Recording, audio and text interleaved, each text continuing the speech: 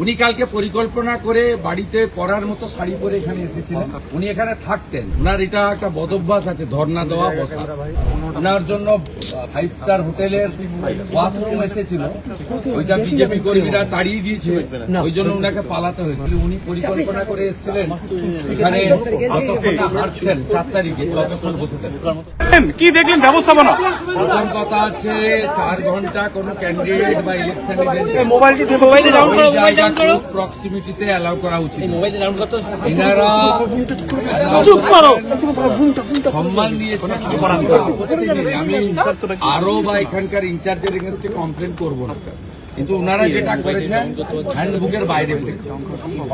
যে কেউ থাকতে পারে, নিচে সিসিটিভি মনিটরিং আছে, তার সামনে পারমিসেবল, প্রত্যেকটা পার্টির 4 জন করে পারমিসেবল তারা থাকতে পারে। আমাদেরও আছে, অন্যদেরও আছে, কিছু ইন্ডিপেন্ডেন্ট এজেন্টরাও সব আছে, যারা ক্যান্ডিডেট এরা সব আছে, প্রত্যেকেই আছে।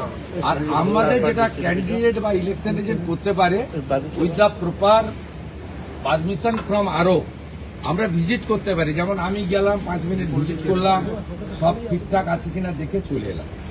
কিন্তু এগুলো যেগুলো করা হয়েছে, উনি কালকে পরিকল্পনা করে বাড়িতে পরার মতো শাড়ি পরে এখানে এসেছিলেন। উনি এখানে থাকতেন, ওনার এটা একটা বদভ্যাস আছে, ধর্ণা দেওয়া, বসা। ওই যেহেতু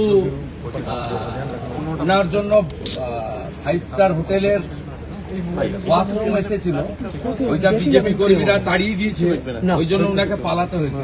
উনি পরিকল্পনা করে এসেছিলেন এখানে, হাঁটছেন 4 তারিখে, ততক্ষণ বসে থাকেন। शुभेंदुदा, कल ममता बनर्जी ने कहा है कि यहाँ पे ईवीएम टैंपरिंग करने की कोशिश किया गया था। ईवीएम टैंपरिंग करने की कोशिश किया गया था। ममता बनर्जी 4 घंटे बैठी रही, लोग नहीं आए। ईवीएम बहुत धर्म की बात है। जिन्होंने 8 बार पार्लियामेंट में, 4 बार असेंबली में लड़ा, उन्होंने इस तरीके से अनएथिकल ड्रामाबाजी किया। इसका कोई आधार नहीं है, झूठा बात है, पूरा झूठा बात, ये हो ही नहीं सकता। बंगाल में कृपा करके शांति विराज करे, सब अच्छा रहे। चुनाव हो गया है, काउंटिंग में सब लोग को आना चाहिए। जनता जिसको जनादेश दे दिया उसको स्वीकार कर लेना चाहिए। बंगाल बर्बाद हो गया है, 15 साल पोस्टपोल वायलेंस हुआ 2021 में। इस बार सबको शांति रखना चाहिए। जो तीखी नोकझोंक चुनाव के दौरान हो गया है, उसको खत्म हो जाना चाहिए। कोई नेता के ऊपर नहीं चोट होता। हम लोग का, मेरा पास सीआरपीएफ सिक्योरिटी है, ममता जी का पास 1-1.5 हजार राज्य सुरक्षा बल है, सब है, लेकिन हम लोग को तो कुछ नहीं होता। बुलेट प्रूफ कार है, आम जनता को नुकसान पहुंचाता है, आम कार्यकर्ता का ऊपर आघात होता है। कृपा करके बंगाल में शांति बनाए रखे। जनता जनादेश दे दिया है, उसको अच्छा तरीके से करने दीजिए। और इलेक्शन कमीशन और केंद्रीय सुरक्षा बल, राज्य पुलिस, कलकत्ता पुलिस, सबका साथ कोऑपरेशन करना हर कैंडिडेट इलेक्शन एजेंट का काम है।